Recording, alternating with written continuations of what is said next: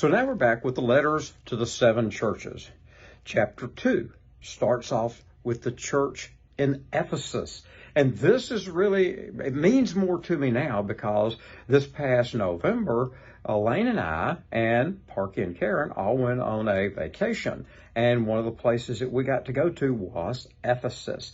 And we got to see an area where the area where Paul did his preaching, and we got to see a lot of Ephesus. And one of the things that the tour guides told us is, it is believed that this is where John came back and spent the rest of his time after he got off the island of Patmos.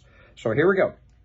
To the church in Ephesus, to the angel of the church in Ephesus write, these are the words of him who holds the 7 stars in his right hand and walks among the 7 golden lampstands. I know your deeds, your hard work, and your perseverance. I know that you cannot tolerate wicked people, and that you have tested those who claim to be apostles, but are not, and have found them false. You have persevered and have endured hardships for my name, and have not grown weary. Yet I hold this against you. You have forsaken the love you had at first. Consider how far you have fallen. Repent and do the things you did at first. If you do not repent, I will come to you and remove your lampstand from its place. But you have this in your favor. You hate the practices of the Nicolaitans, which I also hate. Whoever has ears, let them hear what the Spirit says to the churches. To the one who is victorious, I will give the right to eat from the tree of life, which is in the paradise of God. To the church in Smyrna, to the angel of the church in Smyrna write, these are the words of him who is the first and the last, who died and came to life again. I know your afflictions and your poverty, yet you are rich. I know about the slander of those who say they are Jews, but are not, but are a synagogue of Satan. Do not be afraid of what you are about to suffer. I tell you, the devil will put some of you in prison to test you, and you will suffer persecution for 10 days. Be faithful even to the point of death, and I will give you a crown of life for your victor's crown. Whoever has ears, let them hear what the Spirit says to the churches. The one who is victorious will not be hurt at all by the second death. To the church in Pergamum, to the angel of the church in Pergamum write, these are the words of him who has the sharp, double-edged sword. I know where you live, where Satan has his throne. Yet you remain true to my name. You did not renounce your faith in me, not even in the days of Antipas, my faithful witness, who was put to death in your city where Satan lives. Nevertheless, I have a few things against you. There are some of you who hold to the teachings of Balaam, who taught Balak to entice Israelites to sin, so that they ate food sacrificed to idols and committed sexual immorality. Likewise, you also have those who hold to the teaching of the Nicolaitans. Repent, therefore, otherwise I will come to you and will fight against them with the sword of my mouth.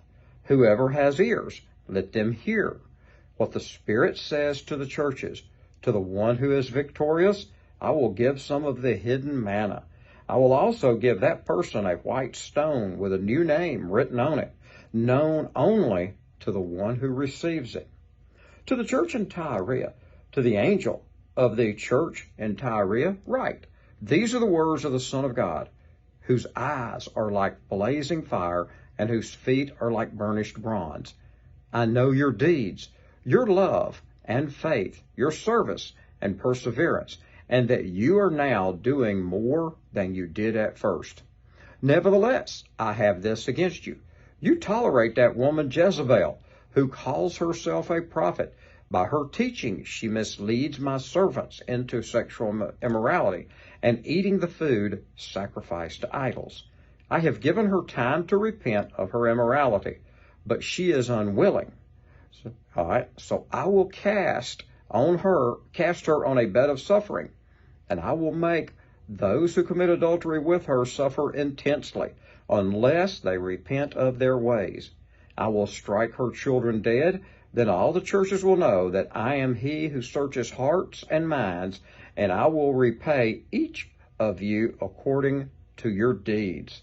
Now I say to the rest of you in Tyre, to you who do not hold to her teachings and have not learned Satan's so-called deep secrets, I will not impose any other burden on you, except to hold you to what you have until I come.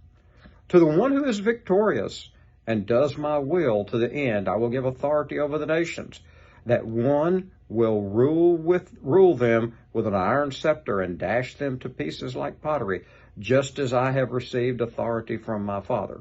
I will also give that one the morning star. Whoever has ears, let them hear what the Spirit says to the churches. So this ends chapter 2.